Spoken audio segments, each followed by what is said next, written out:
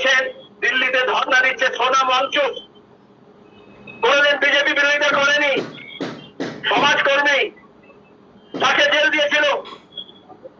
যেমন সার্জিন ইমামকে আর উমর খালিদকে জেল দিয়েছে, তো অনেকে মনে করছে তো মুসলমান।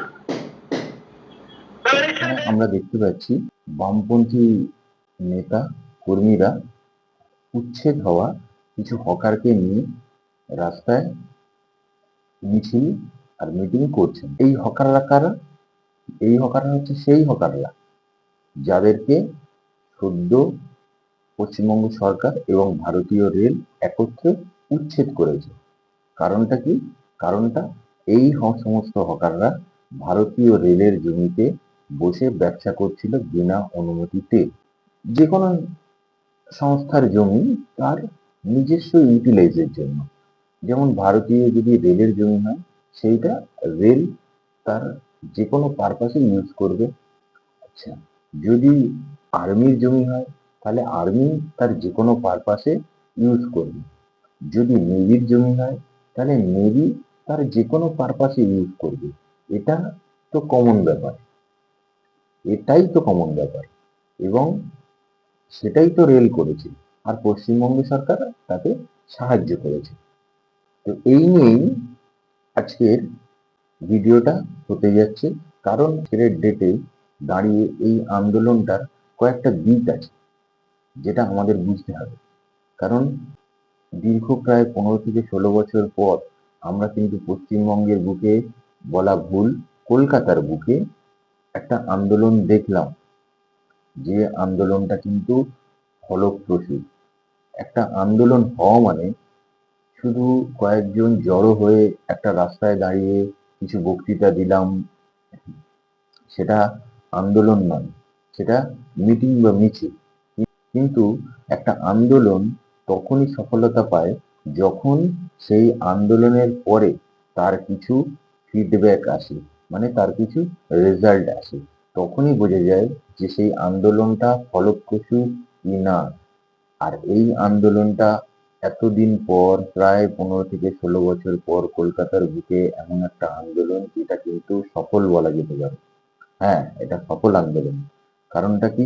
ফার্স্ট কারণই হলো এই আন্দোলনটা প্রায় চলাকালীন পশ্চিমবঙ্গ সরকারের মুখ্যমন্ত্রী ডিক্লেয়ার করলেন যে আমরা আপাতত হকার উচ্ছেদ বন্ধ রাখছি। কতদিন? আগামী পুজো পর্যন্ত, মানে দুর্গাপূজা পর্যন্ত এই হকার উচ্ছেদ অভিযানটা আমরা বন্ধ রাখছি। এই যে আজকের আন্দোলনটা হলো, এই আন্দোলনে তাহলে সরকারকে কিন্তু একটা বার্তা দিল, এবং সরকারের কাছে তাদের আওয়াজটা কিন্তু পৌঁছে দিল, তাদের বার্তাটা কিন্তু পৌঁছে দিল। এটা কিন্তু শিওর। না হলে একজন মুখ্যমন্ত্রী কখনো আন্দোলন চলাকালীন অবস্থায় সে তার ডিসিশন জানায় না। তো এইটাই হচ্ছে এই আন্দোলনের সব থেকে বড় দিক। দ্বিতীয় সব থেকে বড় বিষয় সেটা হলো, দেখুন আন্দোলনটা কারা ডেকেছিল।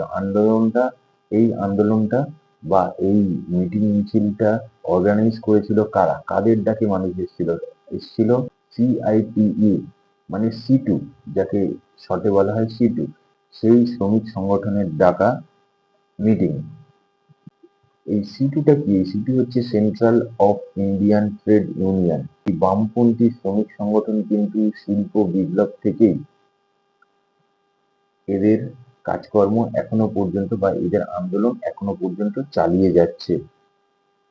তো সেই সিটুর ডাকেই ছিল আজকের এই আন্দোলন। আর বামপন্থীদের ডাকা যে কোনো আন্দোলন বা যে কোনো মিটিং মিছিল কিন্তু এখনের ডেটে খুব ভাইটাল, সেটা আবার প্রমাণ হলো।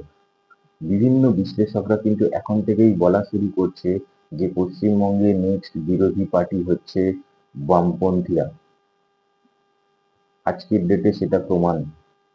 তৃণমূল গভর্নমেন্ট অনেকবার বলেছে যে আমরা হকারের পাশে আছি, মমতা ব্যানার্জি অনেকবার বলেছে যে আমরা এই উচ্ছেদ হয়েছে যে হকার গুলোকে আমরা তার পাশে আছি, অভিষেক ব্যানার্জি অনেকবার বলেছে, হয়তো কংগ্রেস গভর্নমেন্ট থেকেও বলা হয়েছিল, কিন্তু প্রকৃত কাজ করে দেখালো কি? প্রকৃত কাজ করে দেখালো বামপন্থীরা।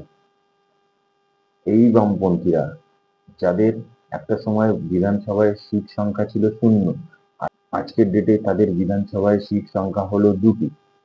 সেই দুজন বিধায়ক নিয়ে তারা কিন্তু আজকের বিধানসভায় লড়ছে এবং রাস্তায় দাঁড়িয়ে আজকের এই আন্দোলনের মাধ্যমে তারা কিন্তু প্রমাণ করে দিল যে প্রকৃত আন্দোলন কাকে বলে সেটা বামপন্থীরাই জানে।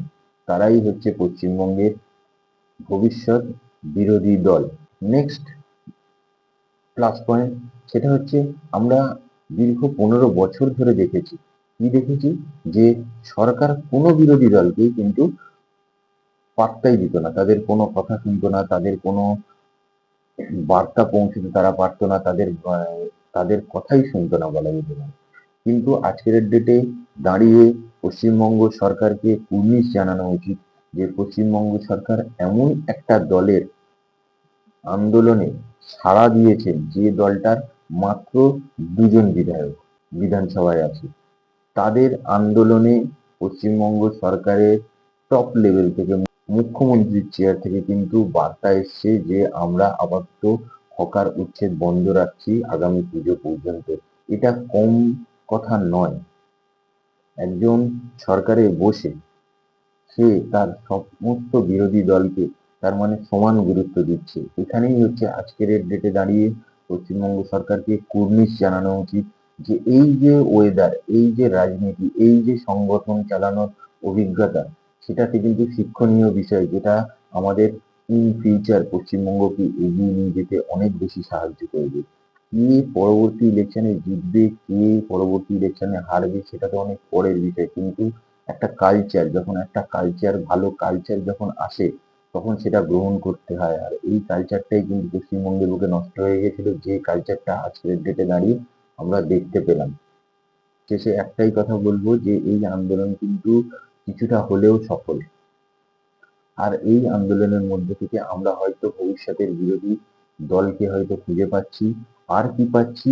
একটা সুস্থ রাজনৈতিক পরিবেশ, যেটার খুব অভাব ছিল পশ্চিমবঙ্গে। সেই সুস্থ রাজনৈতিক পরিবেশ কিন্তু আবার ফিরে আসছে। আজকের এই ব্লকের শেষে শুধু একটাই কথা বলবো, যদি আপনাদের এই চ্যানেলটা ভালো লাগে তাহলে সাবস্ক্রাইব করবেন আর নোটিফিকেশন বাটনটা কিন্তু একটু অন করে দেবেন।